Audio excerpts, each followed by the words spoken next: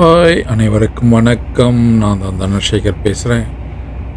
இன்றைக்கி என்ன சப்ஜெக்ட் பார்க்க போகிறேன்னா, ஒரு எலக்ட்ரிக்கல் ப்ராப்ளம் தாங்க. வார்னிங் வந்து டெய்லர் பிரேக் வார்னிங் வருது. எலக்ட்ரிக்கல் டெய்லர் பிரேக் வார்னிங் இது பாருங்கள். சவுண்டு வரும் பாருங்கள். டீங்கன்னு போகும் வரும், அது போகும் வரும். டெய்லர் இபிஎஸ் கண்ட்ரோல் எலக்ட்ரிக்கல் ஃபால்ட்டுன்னு வருது.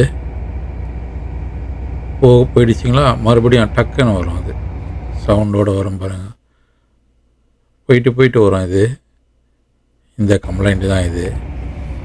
சரி, என்னான்ட்டு செக் பண்ணால் இது பாருங்கள் என்னென்ன சொல்லுது பாருங்கள். கம்ப்யூட்டரு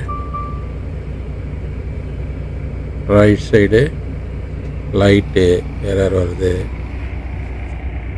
நெக்ஸ்ட்டு வந்து விட்டு போயிட்டு வந்துக்கிட்டே இருக்காது அந்த சிம்பிள். கேபிள்லாம் எல்லாத்தையும் செக் பண்ணிட்டோம். டெய்லர் கேபிள் அப்படி கனெக்ட் பண்ணால் கட் பண்ணாலும் அந்த ரிமூவ் பண்ணாலும் அந்த சவுண்டு வந்துக்கிட்டே இருக்குது. சரி, என்ன தான் பண்ணுதுன்ட்டு மறுபடியும் செக் பண்ணிகிட்ருக்கோம். என்னென்ன லைட்டு இருந்தது என்னென்னவோ சொல்லுது கம்ப்யூட்டர் வந்து ஓரளவுக்கு தான் வந்து கெஸ் பண்ண முடியுது. நிறைய எரர் வந்து காமிக்குது. நிறைய எரர் வந்தால் கன்ஃபியூஸ் ஆகும் நமக்கு. கம்பெனியாக இருந்தால் கரெக்டாக தெரியும். கம்பெனி இல்லை. இது பாருங்கள், பிரேக் லைனிங் சென்சார் வந்து சிக்னல் வந்து லாஸ் வருது. வாங்க கேபிள் செக் பண்ணுவோம். நெக்ஸ்ட்டு என்ன தான் ப்ராப்ளம்ன்ட்டு பார்ப்போம். கேபிள் ஃபுல்லாக வந்து செக் பண்ணிகிட்ருக்கோம்.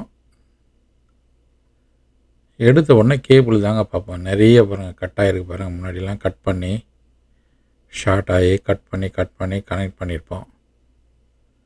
ஏன்னா எடுத்த உடனே இந்த மெயின் ஒயர் தான் வந்து நாங்கள் செக் பண்ணுவோம். எதாவது கட் ஆகிருக்காங்க. ஏன்னா மேலேருந்து கண்ட்ரோல் யூனிட்லேருந்து கீழே வரும். கீழே இருந்து மேலே போவோம், மேலேருந்து கீழே வரும் சிக்னல். இதை மெயினாக செக் பண்ணிவிடுவோம். ஓரளவுக்கு மற்றதெல்லாம் செக் பண்ணுவோம். மற்ற ஏதாவது ஒயர் வந்து டேமேஜ் ஆகிருக்கான்ட்டு மற்ற ஹார்னஸ் இது கண்டினியூட்டி ஹார்னஸ்லாம் வந்து செக் பண்ணுவோம்.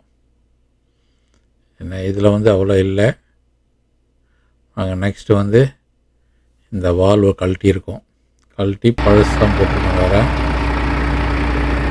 வேறு போட்டு செக் பண்ணி இது வந்து உள்ளே ஷார்ட் ஆச்சுன்னா இந்த வார்னிங் வந்து வரும்ன்ட்டு நம்பிக்கையோடு வந்து மாற்றிருக்கோம். உள்ள எல்லாம் வந்து இந்த போர்டு வந்து ஷார்ட் ஆச்சுன்னா எதுவுமே வந்து இது வார்னிங் வந்துக்கிட்டே இருக்கும். ஏன்னா நாங்கள் பார்த்ததில்ல, இதுதான் வந்து ப்ராப்ளம் ஆகிருக்கு. என்ன பழசு வந்து மாற்றின உடனே அந்த சவுண்டு நாய்ஸ்லாம் வந்து நின்றுடுச்சுங்க. அலாரம் அடிக்கல, கீங் வரும். வந்தது கீங்னு அந்த அலாரம்லாம் நின்று போயிடுச்சு. பிரேக் லைனிங் இதை சென்சார்னு தான் சொல்லிச்சு. ஆனால் இதை கழட்டி சேஞ்ச் பண்ண உடனே நின்றுடுச்சு. இப்படி தான் எது போகும் எது வந்து ஃபால்ட்டு வந்து அப்படின்னு ரொம்ப கொஞ்சம் டிஃபிகல்ட்டாக தான் இருக்கும். இருந்தாலும் ஒன்று போய் செக் பண்ணால் தான் ப்ராப்ளத்தை சால்வ் பண்ண முடியும். மெக்கானிக் இதெல்லாம் வந்து ஸ்கேனர் இல்லாமல் ஒன்றும் பண்ண முடியாது.